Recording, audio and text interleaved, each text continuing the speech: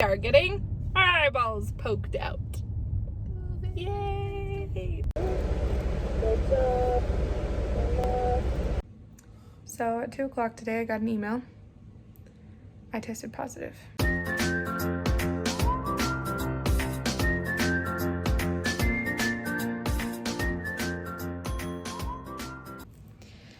So my friends and I had a trip planned for this weekend. We're going to Alaska for a week. And given the current circumstances, Alaska has a restriction right now that you have to bring with you negative test results. If they are received within the past 72 hours, then you're good to go. If you got them within the last 5 days, then you all get tested again at the airport, but you're still good to go. So we decided to do the 5-day, just on the off chance that any of us did test positive, or if it took really long for the results to get back. So it was on Tuesday that we went and got tested, and today is Thursday.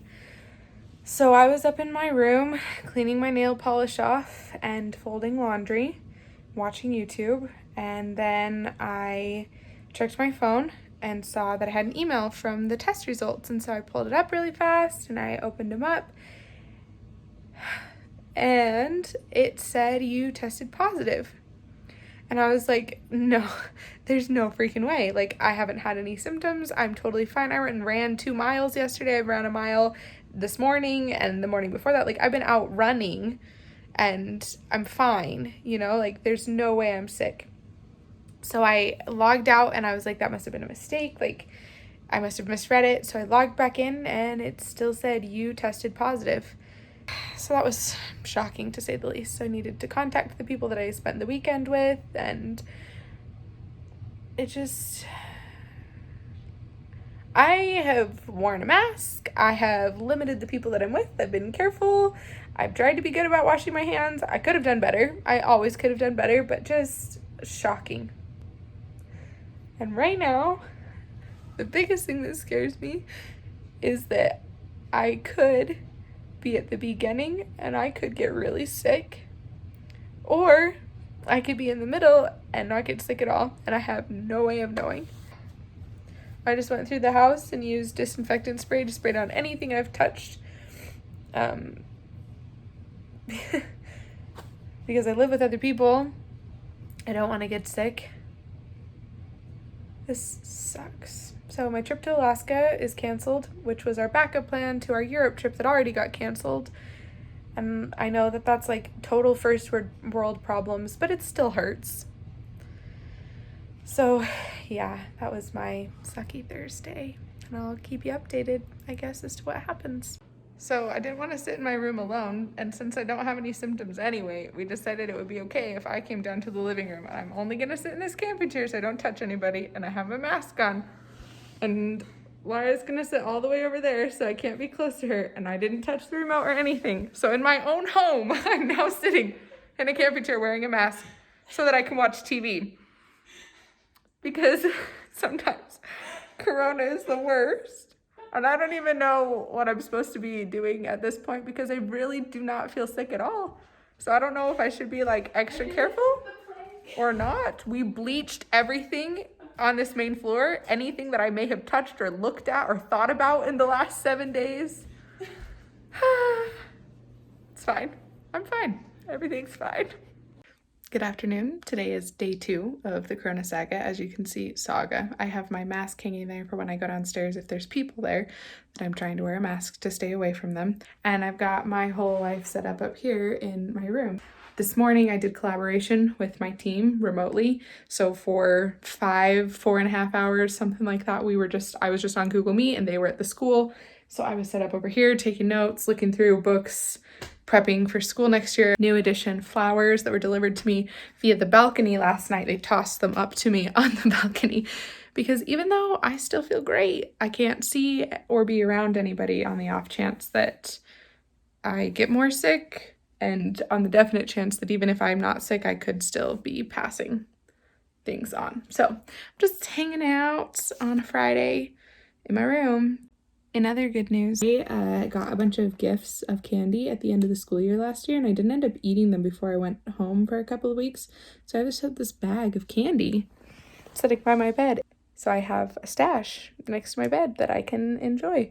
And honestly, like, all things considered, I mean, I've got the master bedroom, I've got a huge window, I've got my flowers, I've got the bathroom, like, Gucci. This is way better than having tested positive in Alaska and being stuck there. Because I don't know if I mentioned this, but I'm not going there anymore, so that trip's canceled. Good morning from day 3 of self-isolation. So I live in my room, as you know, but I have to eat. So every time I need to eat, I go downstairs and prepare my food, and I bring it back up here.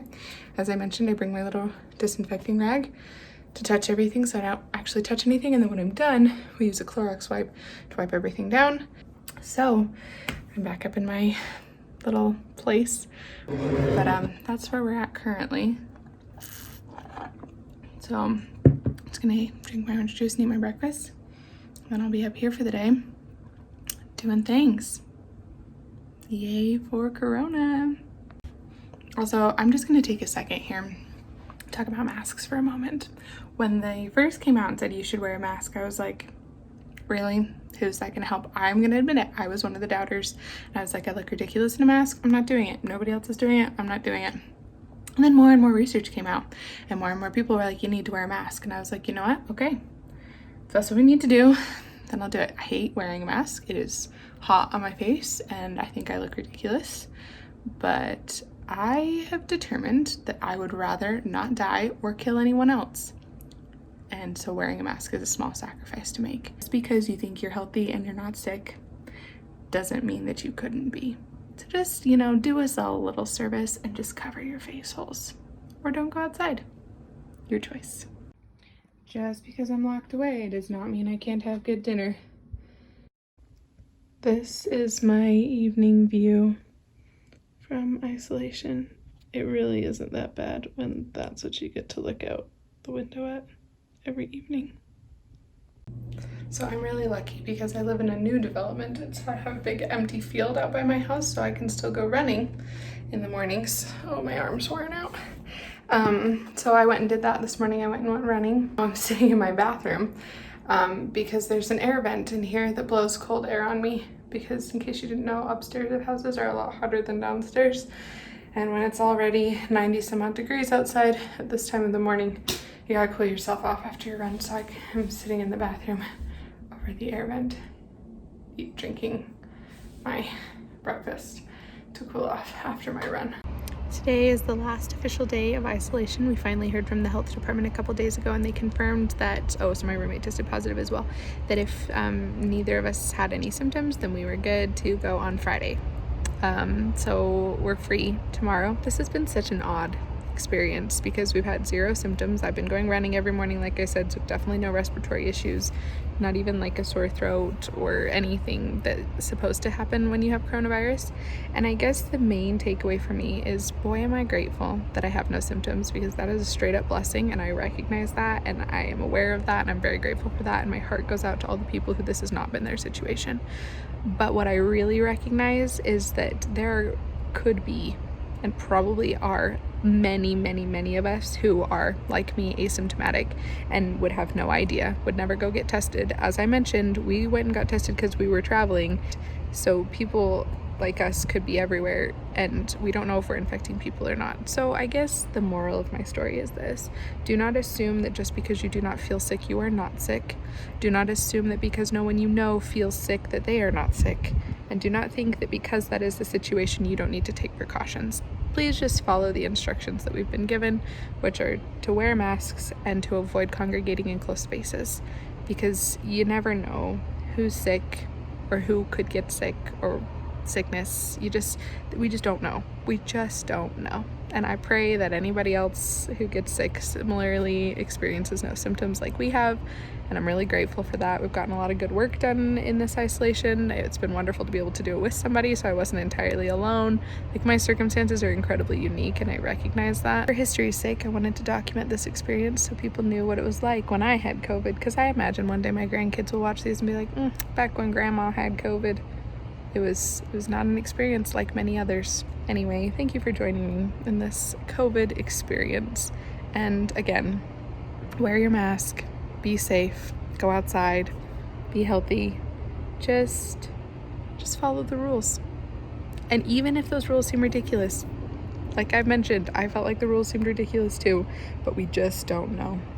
And I'd rather be mildly inconvenienced than mostly dead.